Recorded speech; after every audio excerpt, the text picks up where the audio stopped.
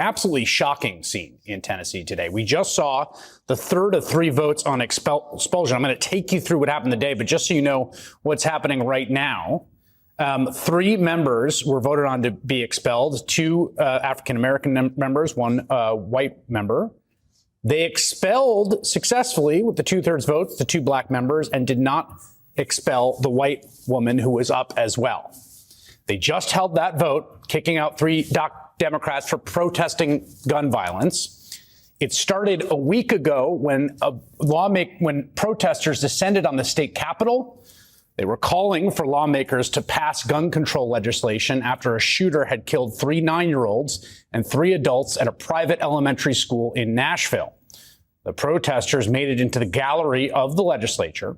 And those 3 Democratic lawmakers, the ones that we saw today, Justin Jones, whose district is in Nashville, Justin Pearson, whose district is in Memphis, and Gloria Johnson, whose district is in Knoxville, went to the front of the chamber to join in chants for gun control. The Republican Speaker of the House compared their actions, joining the chants, to the insurrectionists on January 6th, the individuals that stormed and ransacked the Capitol violently. He stripped them of their access to the chamber and then scheduled a vote on whether to expel them for what was essentially a violation of House rules, a move that was so against the very fabric of American representative democracy that even President Biden weighed in, tweeting, quote, 3 kids and 3 officials gunned down in yet another mass shooting. And what are GOP officials focused on? Punishing lawmakers who joined thousands of peaceful protesters calling for action. It's shocking, undemocratic, and without precedent. It was a point echoed by Mr. Jones on the House floor today. Only 3 times in over 200 years have there been members of the House of Representatives expelled. The first case was in 1866. 6 members were expelled for refusing to confer citizenship on formerly enslaved persons. Then in 1980, 1 member was expelled for taking a $1,000 bribe to kill a bill on committee. In 2016, 1 member who many of you served with was expelled for 22 counts of sexual harassment. Protesters gathered once again in the Capitol today, making their view of the Republican Party of Tennessee clear.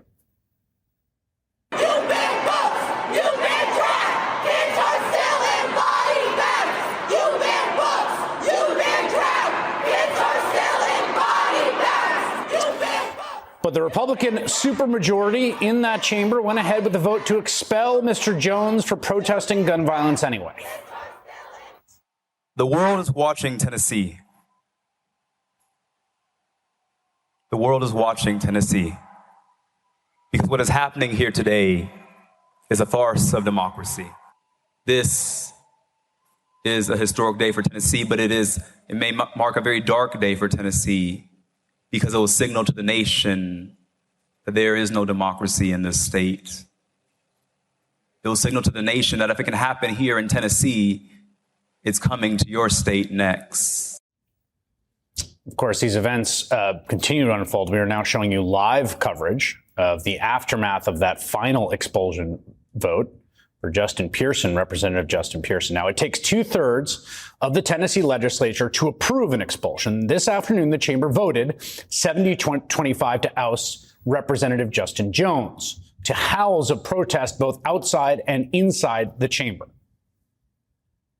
We are talking about nothing less than 75 people overruling the wishes of 78,000 people. And you're going to cut off debate? Give me a break. Is this a circus? You are talking about kicking somebody out of this body. Grow up. If you can't sit through a conversation or a debate on something no less than expelling a colleague, grow up. Get out of here. You don't belong here.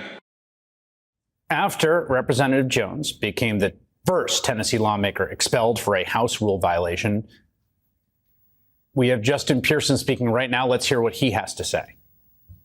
In order that the National Rifle Association and all of these gun lobbyists continue to be able to have control over our legislation. What's going through my mind right now is we need to fight for democracy in the state of Tennessee, and we need people not only just to vote, but people to show up and speak out so that we can end the gun that's happening in our state. This is wrong, this is unjust, and this is not the way that it has to be. There is a better way for us to live, and we don't have to live this way. But the Republican Party of the state of Tennessee want to keep things the same. If you want to fight to change it, if you want to help to make this place a better place, you have to use your voice, you have to use your power, and yes, sometimes you've got to get expelled.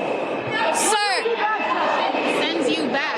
Are you going to take I'm coming back because this institution has to change. The injustices that are happening here must change. And I'll continue to fight, and my family will continue to fight to make this a place that it ought to be and not the place that it is now. What do you have to say to the people in Memphis who came so far? To everybody in Memphis and Millington and District 86, I love you, I thank you, and thank you for believing that changing and fighting to change the status quo is the right thing to do. We knew we were going to keep our principles and our values. We knew that we were going to have our ancestors with us. We knew that we were not going to yield to injustice, and we will not yield because there's too much at stake. We see gun violence every single day. We have too many loved ones that we're putting in the ground, and these folks up here treat things like it's business as usual. It is not business as usual. Our lives are at stake, and we're going to fight for our lives just like they're fighting for the NRA. Sir, Do this again. If would you stand up there at the well with the bullhorn and do that same thing again if need be? Yes, we will never shirk back from civil disobedience. Civil disobedience is what built this country. Resisting the status quo built the United States of America into the institution that it is, and it's my ancestors' resistance that got me here. And so I will not forget them or forget the struggles of people, especially children who march, children who are beaten by dogs, children who are beaten. If I got to get expelled, I'll take that. why do you think that you and Justin Jones were expelled, but Gloria Johnson was not expelled? You cannot ignore the racial dynamic of what happened today. 2 young black lawmakers get expelled and the one white woman does not. That's a statement in and of itself. But she'll be back. You plan to be back. We'll be back. I believe Memphis and Millington going to send us back. And we're going to keep fighting for our communities because the status quo is not working. It's hurting people. It's killing people. And they're treating things like this as normal. We can never normalize the ending of democracy. We can never normalize the tyranny of the way that these people in positions of power are operating due to white supremacy and due to the maintenance of patriarchy. That's what we're up against. But we are going to fight it because we believe that there is a future that we can live into that is better than the present that we currently have.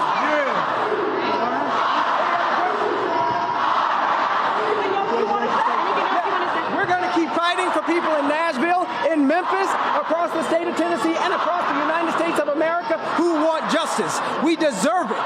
This is our birthright. Our inheritance is not just some pieces of paper and constitutions and rules.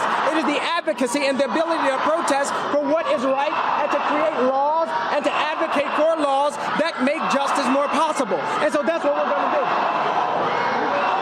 God bless you. Thank you.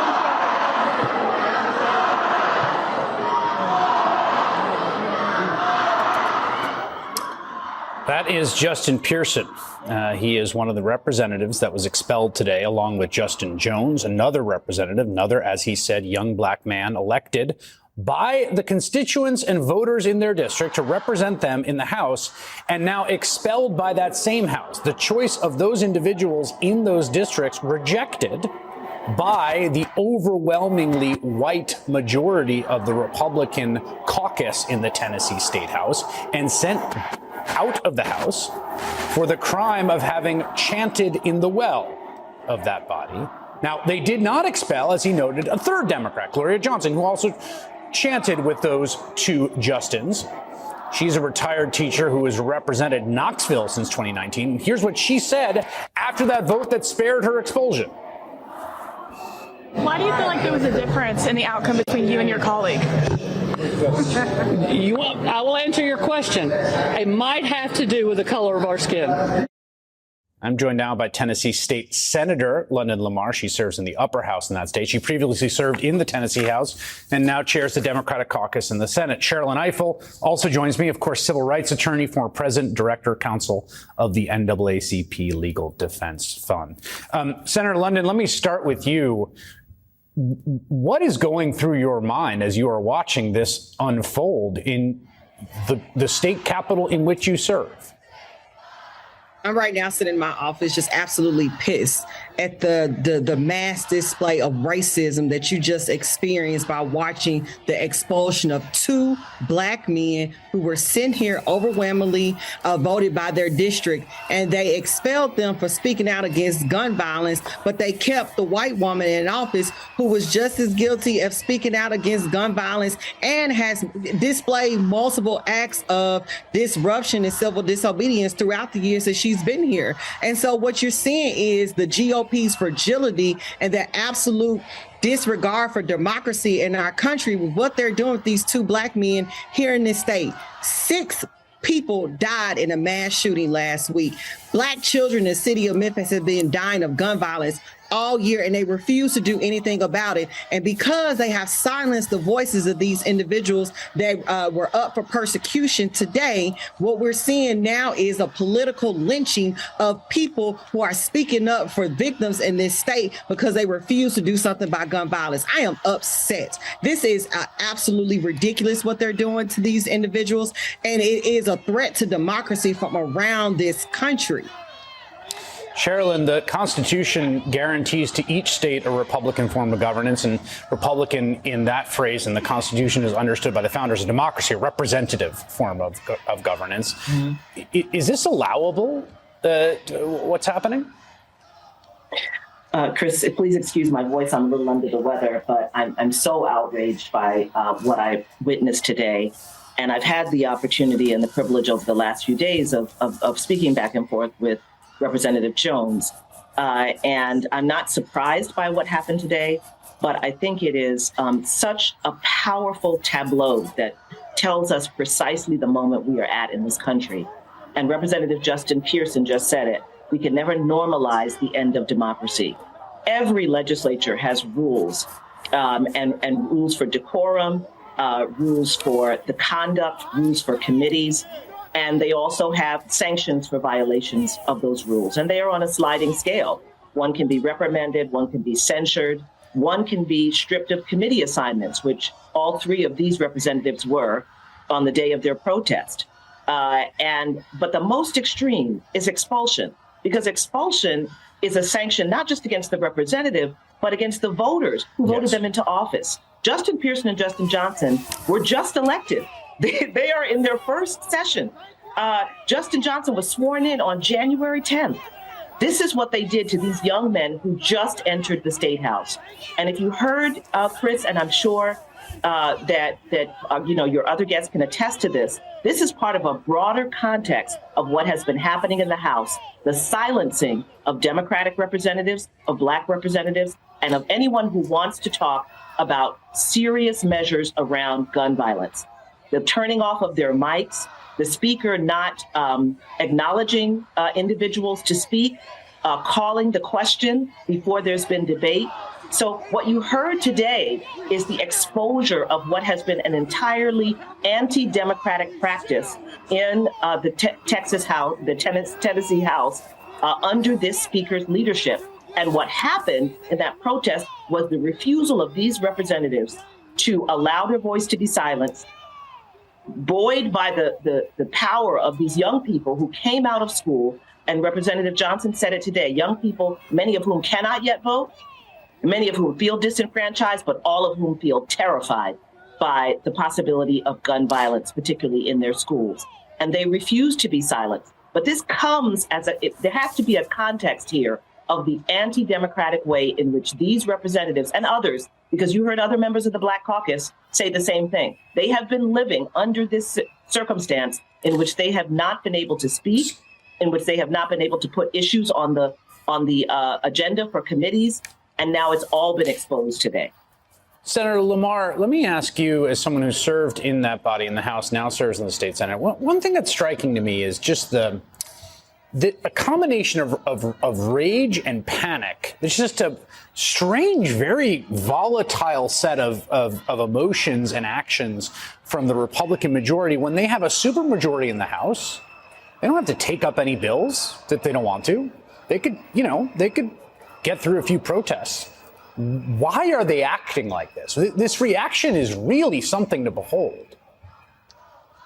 I mean, they are pretty weak when it comes to their egos. If you talk about things that they don't like, if you call out racial injustice, they like to punish you because they want to silence you unless you're speaking about the issues that they deem important.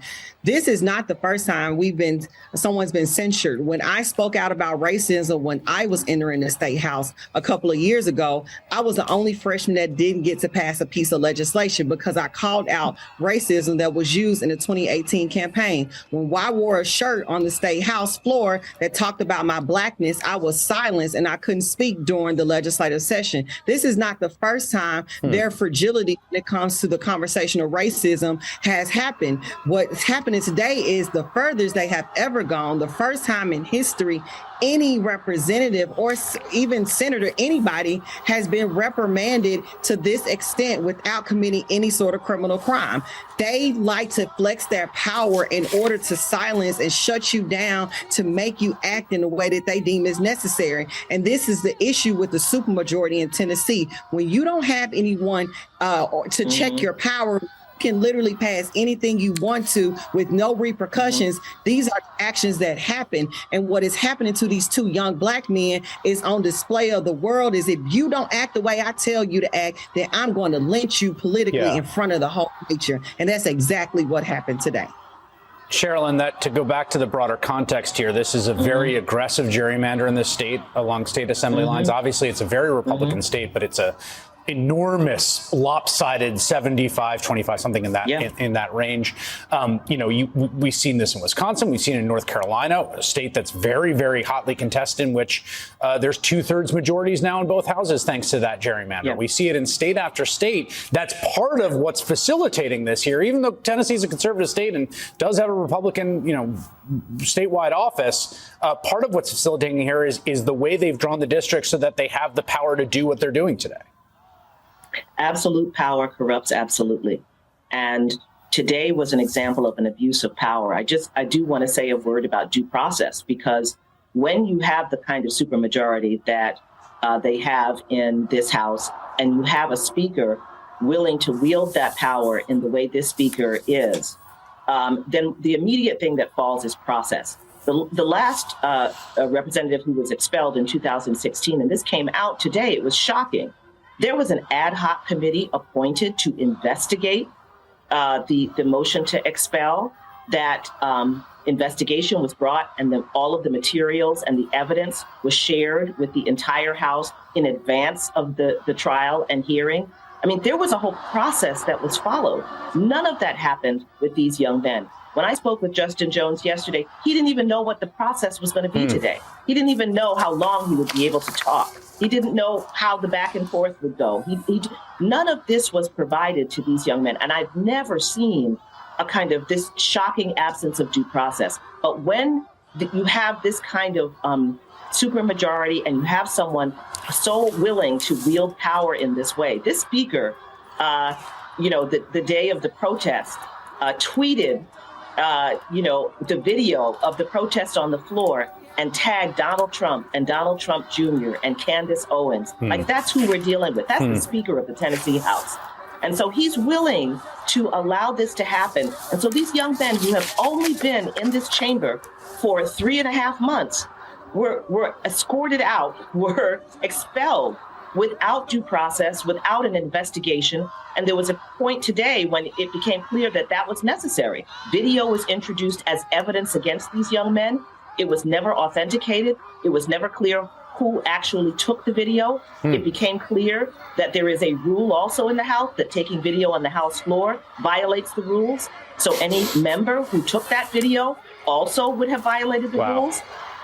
It also wasn't clear whether during that protest they were in recess or not in recess. You would have to go frame by frame and use timestamps to understand whether, in fact, they violated the rules during the session or whether recess had already been established. I mean, there was a lot here that needed to be investigated, and perhaps going forward will be investigated if these two young men choose to challenge this legally. But this is what we watched today. Absolute lawlessness, a video just introduced from nowhere with no one willing to take responsibility for who took the video because they knew that it violated the rules of the House.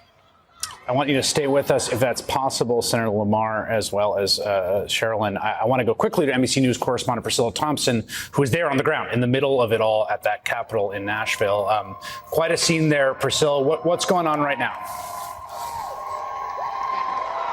There's a lot of energy. I'm going to turn around a little bit because there's cheering, and I want to hear, yes, you've got Representative Pearson and you have Representative Jones, the two men who were expelled.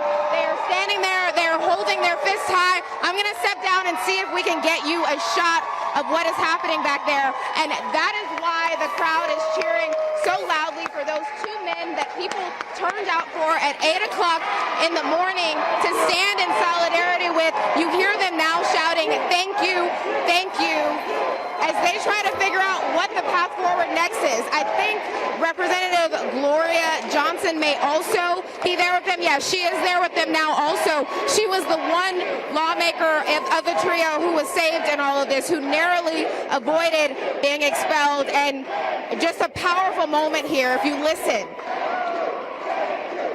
You hear them saying thank you. They are stomping as those three lawmakers are standing in the center with their arms raised. It's unclear if they are about to speak or not, but just an incredible day here. I've spoken to people who have gone through the gamut of emotions today, feeling disappointed because they feel like this is an attack on democracy, and just feeling unclear about what exactly the path forward is after something like this happens. And there are also questions that we're beginning to hear about what role, if any, race may have played in all of this. We know that Gloria Johnson was the only person saved in all of this, and I had an opportunity to speak with Representative Jones, and he says he feels unequivocally that this was a political lynching, that race did play a role in this. And we heard him on the House floor accusing Republicans of trying to treat him like an uppity Negro, as he put it, that needed to be put in his place. So this story, while this vote has happened, is far from over here on the ground in Tennessee, Chris.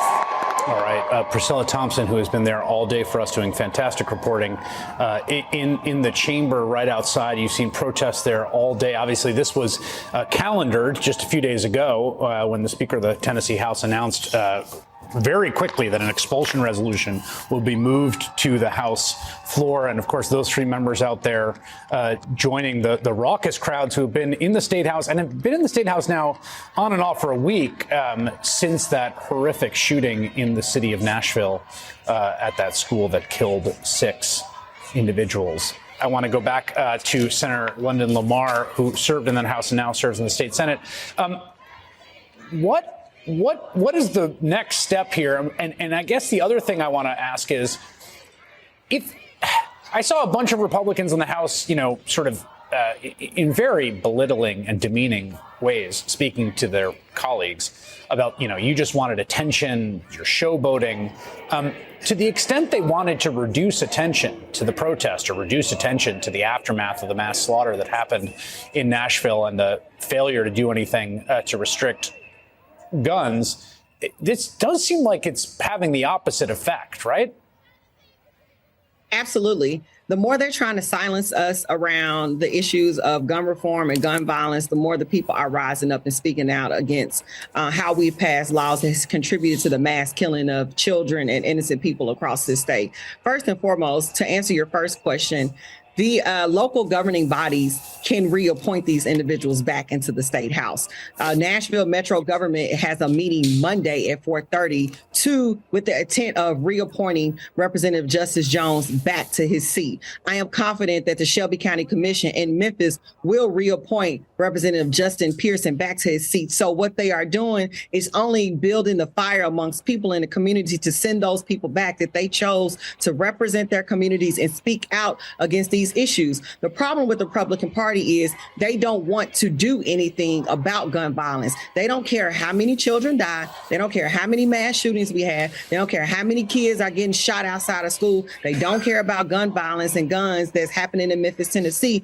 They want to be able to expand the use of guns without any level of accountability. This is one of the first times this year that they have been put on the spotlight, but not only the people in Nashville, but the people across the state state around the wrongdoing and the irresponsibility in their actions around gun crimes and gun laws. Now that they are being put on spotlight, their egos and their feelings can't handle the disagreement that you're having with the people. They are too scared to challenge the NRA and other gun lobbyists around putting in comprehensive approaches to reducing gun violence in state instead of listening to the people. They would rather get checks and support from the NRA. They would rather sign bills at the Beretta facility in Tennessee than they will to ban assault rifles, or at least bring the permitting process that we had in Tennessee back, that would allow background checks and allow people to be educated on the use of guns so that we can have a responsible community around guns.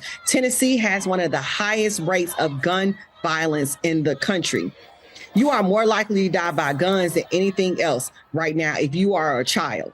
That is a catastrophe. To me, that is something that needs to be solved. It needs to be solved now, but they don't want to do anything about it. So when you have educated folks like Representative Justin Jones and Representative Justin Pearson, whose challenges what you want to do, you want to flex your power and show your fragility and take them out of office. We have never seen anything like this in the country.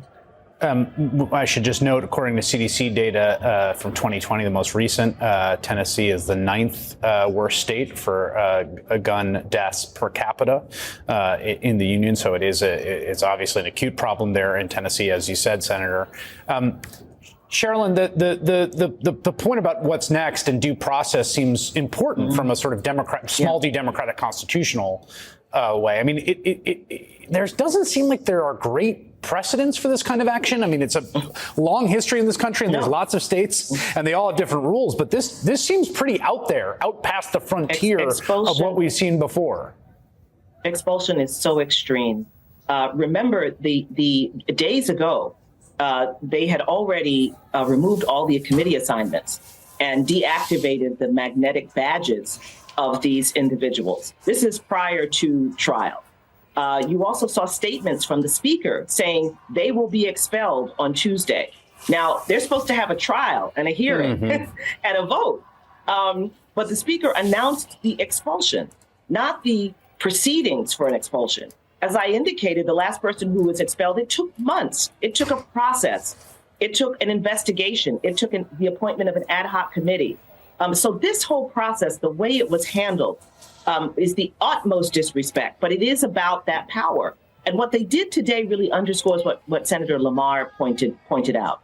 This vote, which I expected would happen in the morning, did not even begin. The process didn't begin to the afternoon. They spent the entire morning doing regular business, and then they went into a series of bills, which they passed, providing for additional armed officers in schools and providing for mental health support for people who show up at the hospital. So to her point, they haven't dealt with the red flag bills that have been proposed by Democrats. They're not dealing with the gun lockup, and securing weapons bills that have been proposed. They don't want to do any of those things. They want to do the things that we already know don't work. We already know that there were 140 armed officers outside of the Uvalde school. So this was a moment when they were confronted, and I think the speaker, unfortunately, does not have the temperament or self-control to be able to deal with what these representatives are bringing. But you are seeing the beginning of a new civil rights movement. You are seeing the launch of new, exciting leaders, including Senator Lamar. They're not taking what some of the older representatives have been compelled to take in the State House in Tennessee. Their mics are getting turned off, but they know this is wrong, and they're not going to take it. And so they responded to the fact that their voices are not being heard. And you heard two incredibly eloquent young men, and Representative Johnson was also quite eloquent, talk about their obligation and responsibility to represent the people who elected them. And that means having a voice. That is a voice that the speaker has tried to take away from them through this expulsion. But I don't have any doubt that these two young men will still be in the fight. They can be appointed by the county commission back into office, and then they would have to stand for a special election. We will see how the legislature responds to that. This was not a good day for Tennessee Republicans. No. Let me tell you, it was not. Something that was a secret within Tennessee that Senator Lamar knew and others knew. Now we all know. We all heard the way Representative Farmer spoke to Representative Pearson during that hearing.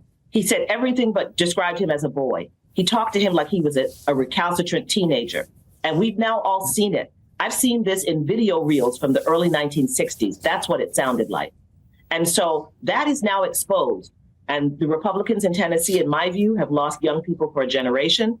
And frankly, with the way this is being seen around the country and around the world, they may have lost young people around the country for a generation. This is not a good day for them. They may be feeling good that they were able to silence these two young men within the House for the time being, but the long game is the long game. And what we saw today was incredibly powerful. We saw people fighting back. This is something that makes people feel mobilized. I could not be more proud of these two young men in their presentation today, and others who stood with them, other Democrats who stood with them in the House today. It was an extraordinary performance. I hope C-SPAN will continue to run it. We'll run over the hearing so that folks will have an opportunity to really see the world that I think far too many Americans believe no longer exists.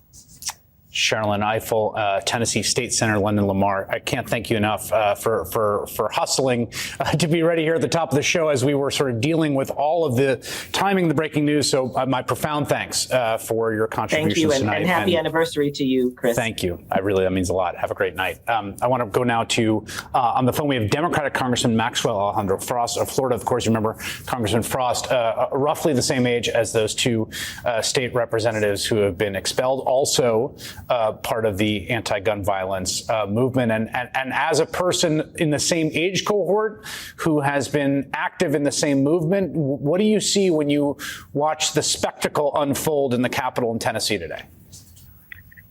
Well, thank you so much for having me on.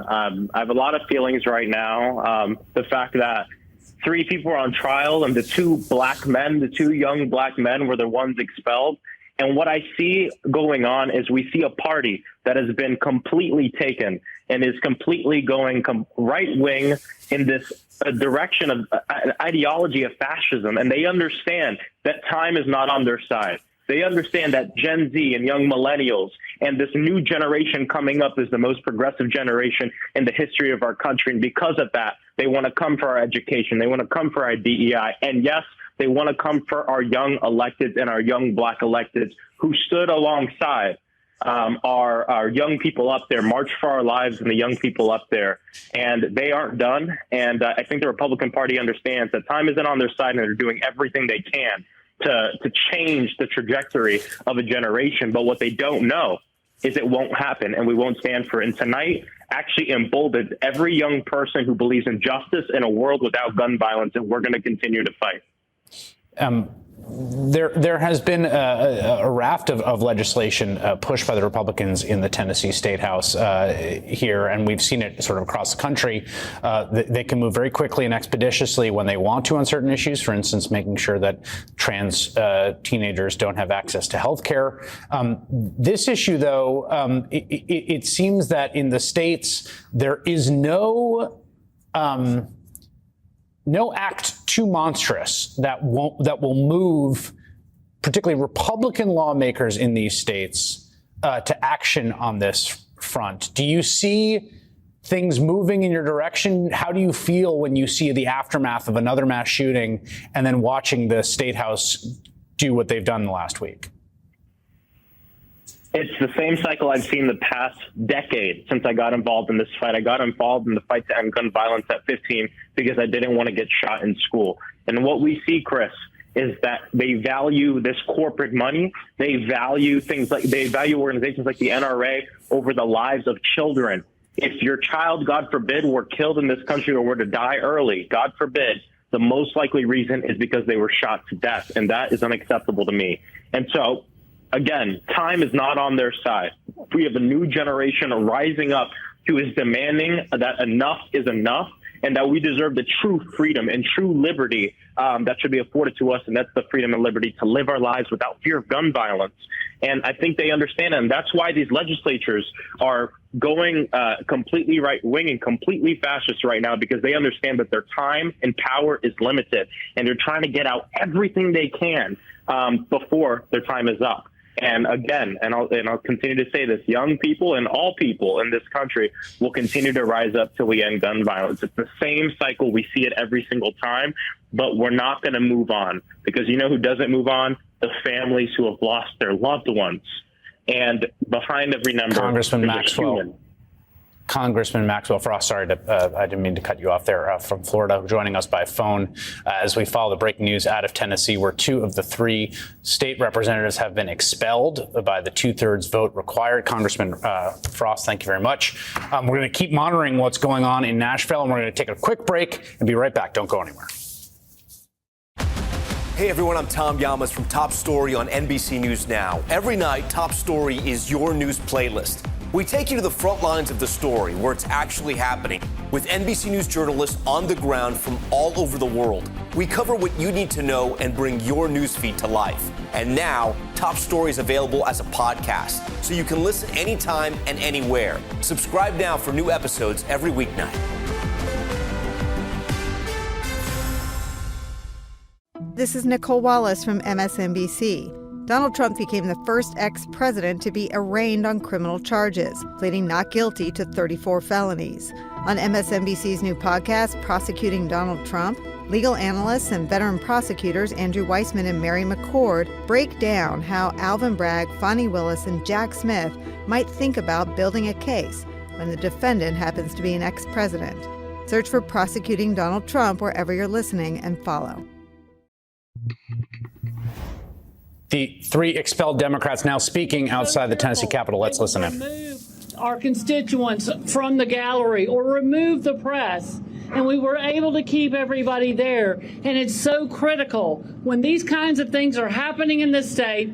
We are marching into fascism with a supermajority that has proven that absolute power corrupts absolutely.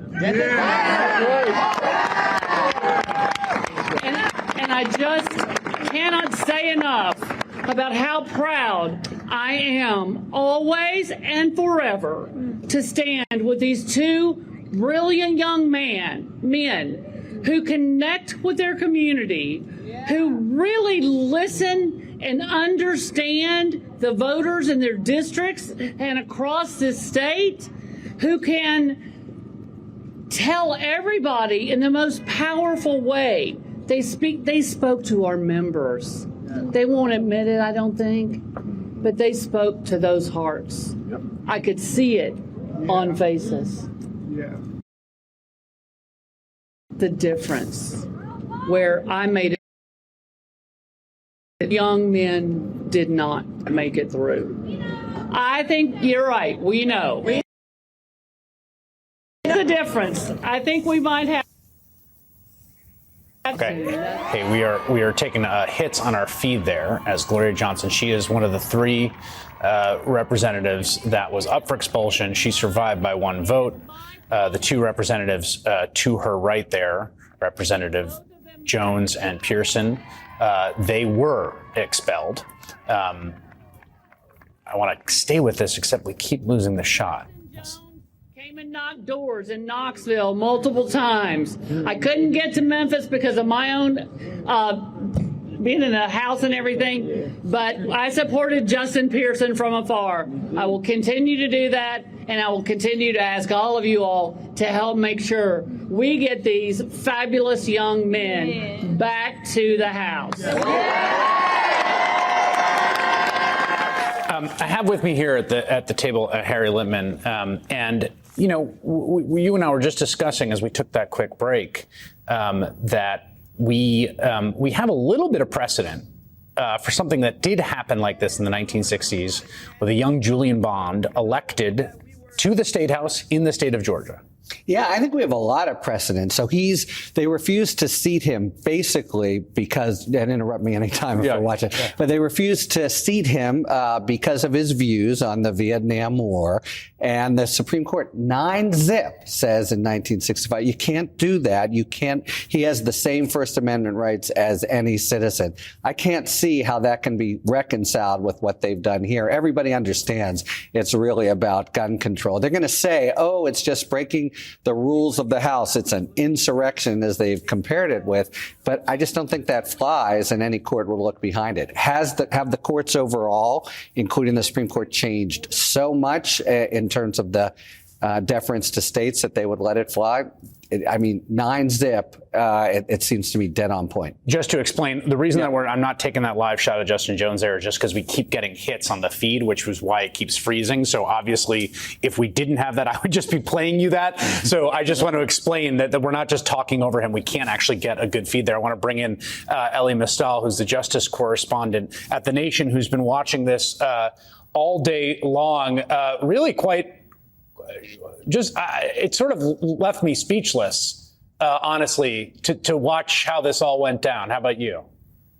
Yeah, when you see the racism like that just out in the open, it does, take your breath away. I'm a little bit like Dave Chappelle in that sketch. The racism is killing me on the inside, right? Like this is bold. I would say this, Chris. Tennessee has now given the entire country an object lesson in critical race theory better than any AP history course ever could have, right? Everybody sees it now. Everybody knows it now. Everybody gets exactly what's going on. To Harry's point about the Supreme Court, any argument that this was about decorum or the House rules in Tennessee, that the Republicans took that argument off the table for the rest of us when they decided not to expel the white lady, but they did expel the 2 black men, right? So that, I think, opens them up to a legal challenge that's even more serious than how I thought it was going to roll 3 hours ago. Yeah, and I would even say, and I don't think we have this tape racked, actually, but control room, correct me if I'm wrong, but there was one point, Ellie, at which one of the Republicans said, this isn't even really about the rules. It's about you basically making this sort of spectacle while, the bodies are not yet buried. Basically that being and so you actually had explicit admission on the floor today from Republicans saying this is not about decorum. It's not about the rules. We all know are here.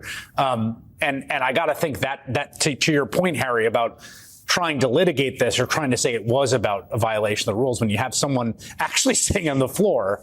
And every single time they've ever tried to trigger this, it's been because, sexual assault violations, taking bribes, real sort of stuff. And, we've seen it plenty of times, including in the national legislature, members acting up a bit, making trouble, et cetera. That's part of their First Amendment rights. I think this has to go down.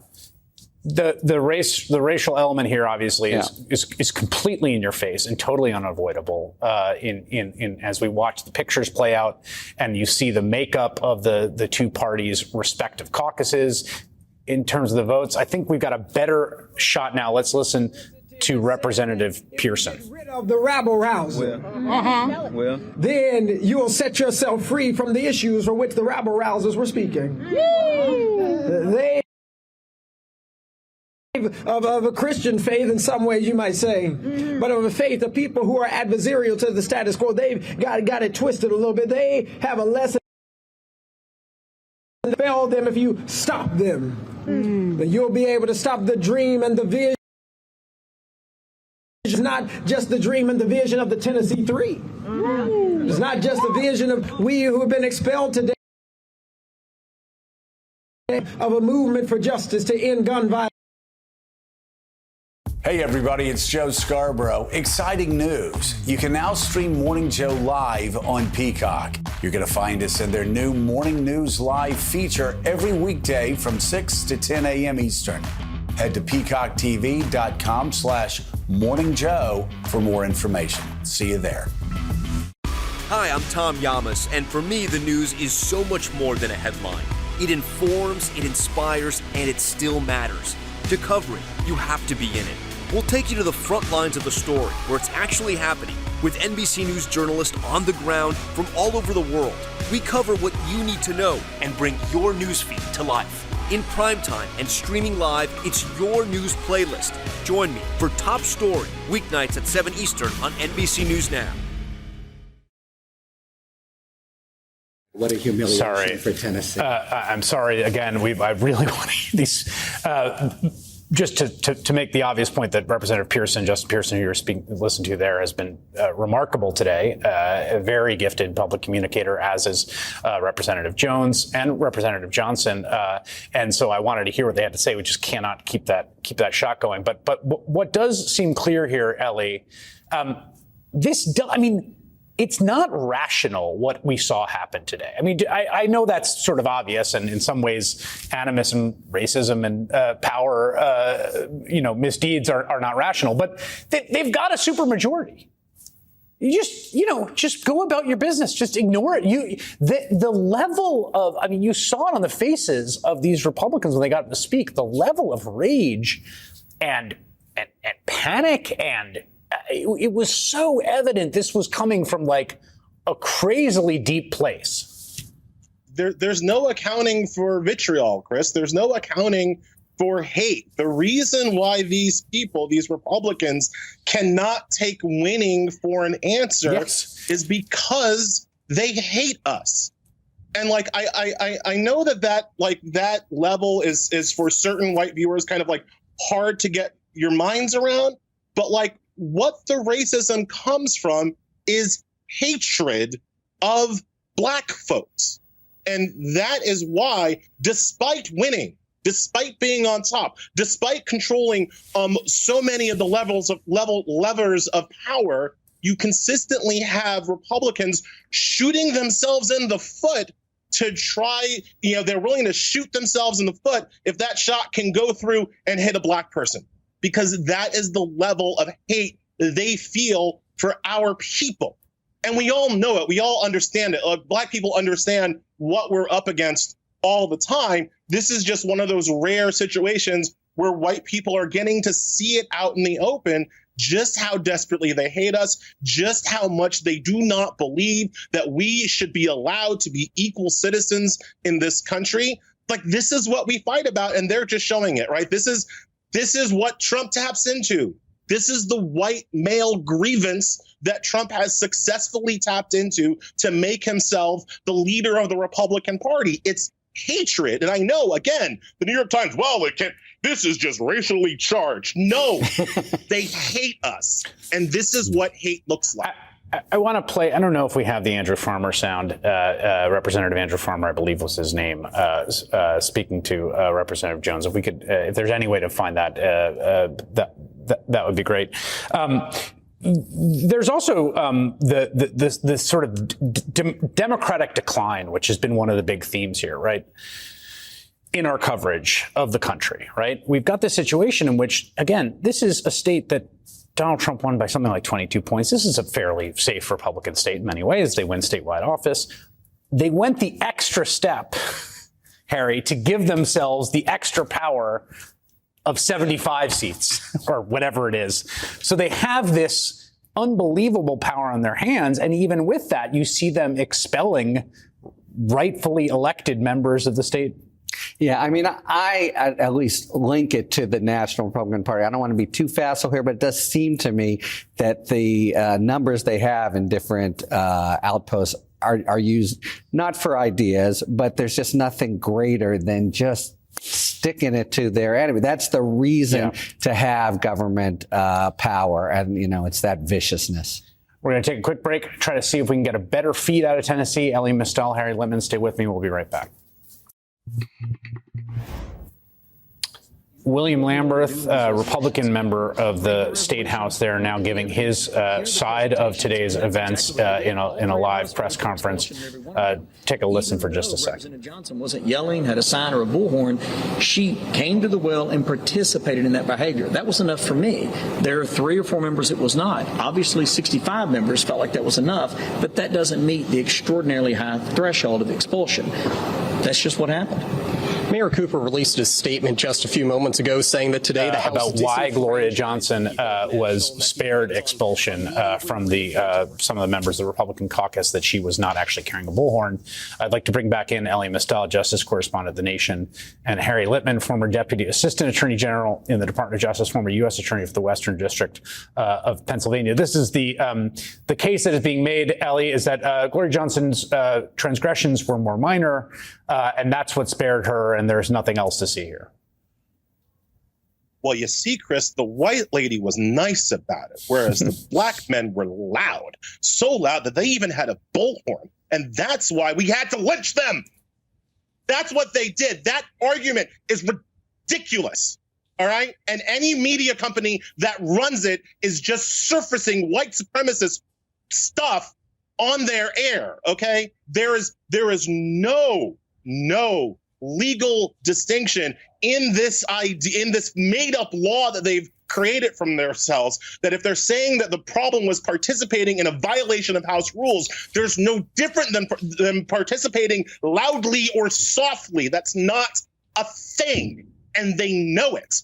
And they're just counting on just enough, just a bare majority of white people to buy it and to be like, oh, well, okay, clearly we don't have any racism there, and just move on. That's what they're counting on. And I know enough white people that I don't know that they're going to be wrong, but I'm hoping that they're wrong and that even white folks can see through that and understand what really happened. We should say that, as I played the sound earlier, Gloria Johnson herself saying that she thought that race was central to this. It's also clear that these two individuals, Justin Pierce and Justin Jones, have been sort of targets of a lot of animus in that chamber since they joined the chamber earlier this year. There is going to be litigation over this, I suspect, although there's also the fact that the local governing bodies can reappoint them. They can stand for a special election.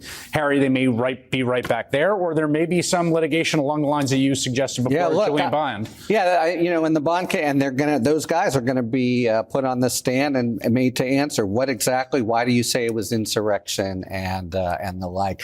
Look, between the politics and the law here, it's just my sense. It's just this, they got to back down somehow, and it's hard for them to do it now legally.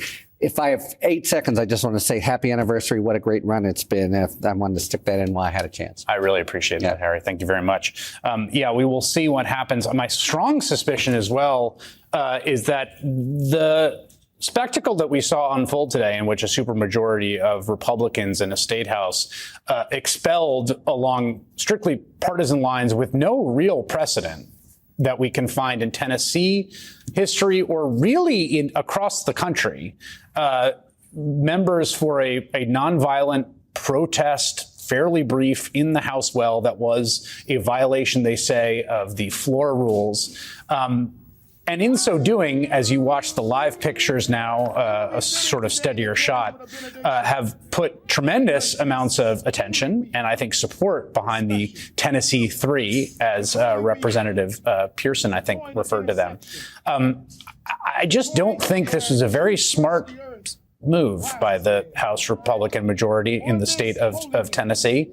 I think they are probably going to regret their actions, not just today, but I think over the course of the week. As time goes on, I don't think they got the better of either the argument publicly or better of the politics, though that matters less than the merits. Elie Mystal and Harry Litman, thank you so much for joining us. I really appreciate it.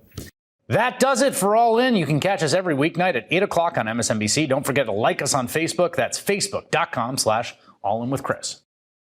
The battle over a woman's right to choose, global economic challenges, the ongoing threat to democracy. When you sign up for the MSNBC Daily Newsletter, you're signing up to have a deeper understanding of today's biggest issues. Every morning you'll get insightful articles sent directly to your inbox, written by people you know and trust, like Hayes Brown and Mehdi Hassan, along with video highlights from your favorite MSNBC shows. Sign up for MSNBC Daily at msnbc.com.